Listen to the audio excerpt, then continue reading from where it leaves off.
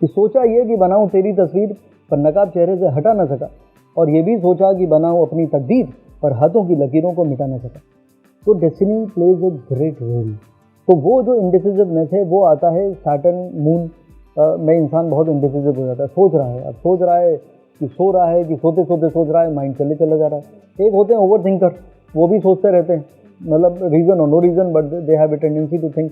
तो ये वो लोग हैं जो लाइफ को डिफिकल्ट बनाते हैं। तीसरे वो लोग हैं जो हर चीज़ को परफेक्ट तरह से करना चाहते हैं, तो they also replan, rework, redo, rethink, तो वो भी कॉम्प्लिकेट कर देते हैं। तो ये उनकी फितरत का पार्ट है। तो मुझे ऐसा लगता है कि ऐसे लोगों को मैं हमेशा कहता हूँ कि भाई साहब, किसी ने ये एक ब्यूटीफुल स्टेटमेंट था कि करके पछताना ज़्यादा अच्छा होता है।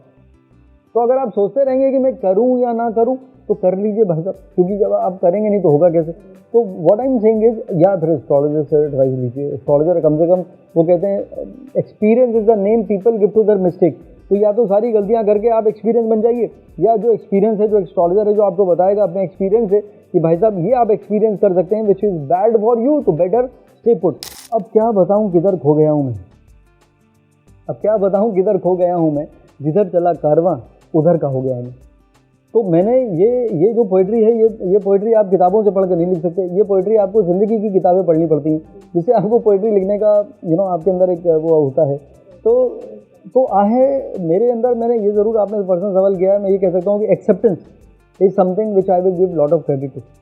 तो मुझे ये why me and why it has happened and what I need to do, I just accepted whatever it is and I go with the flow. तो अगर आप गो विद द फ्लो करना सीख गए तो then you will make it easy. नहीं तो why me and creating situation and overthinking कि नहीं मुझे ये करना चाहिए एंड ये मेरे साथ ऐसा क्यों हुआ, तो आप क्रिपिंग कंप्लेनिंग जोन में चले गए या डिप्रेस हो गए, then there is no end to it. तो बेटर है कि ज़िंदगी में चलते रहो और एक दिन आपकी मंजिल पहुँचेगी। ये रास्ता किधर जाता है, मुझे याद आ गया, ये रास्ता किधर जाता है मुझे नहीं है खबर, रहमत जी, और मुझे भी नहीं थी खबर। ये रास्ता किधर जाता है मुझे नहीं है खबर, पर ये मुझे पता है मेरी मंजिल है किधर। तो अगर आप चलते जा रहे हैं with the right intent, with the right approach and positivity in mind and belief system, then definitely you are good.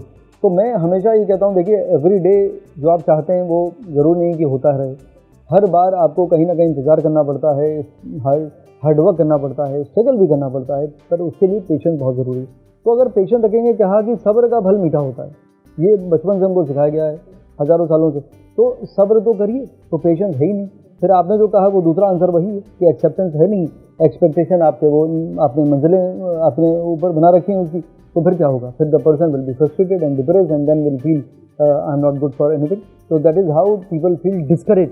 और इसीलिए अभी कोई मुस्कुराता हुआ नज़र आता नहीं है। आप कहीं भी चले जाइए, people have become too serious actually. वो या तो मोबाइल में कुछ देख रहे हैं, कॉमेडी है तो मुस्कुराएंगे 10 सेकंड के लिए, फिर वो सीरियस हो जाएंगे and they are not happy otherwise. तो आदत जो है वो लोगों ने ऐसी बना ली कि ज़िंदगी से कहा कि आदत हो गई है बेरुखी की तेरी, सब कह रहे हैं, रोज़ कह रहे हैं कि आदत हो गई है बेरुखी की तेरी, अब मोहब्बत ना कर बिगड़ जाएगी आदत मेरी। तो people have accepted it that this is what life is. कि लाइफ क्या, तुम क्या कह रहे हो, केयरफ्री रह लो और खुश रह लो और पॉजिटिव रह लो और अच्छा सोच लो, ये थोड़ी होता है। लाइफ तो सीरियस है तो सीरियस है, तो देन उन्होंने अपने आप को प्रोग्राम कर लिया। तो मुझे लगता है कि ये सोच बदलनी चाहिए।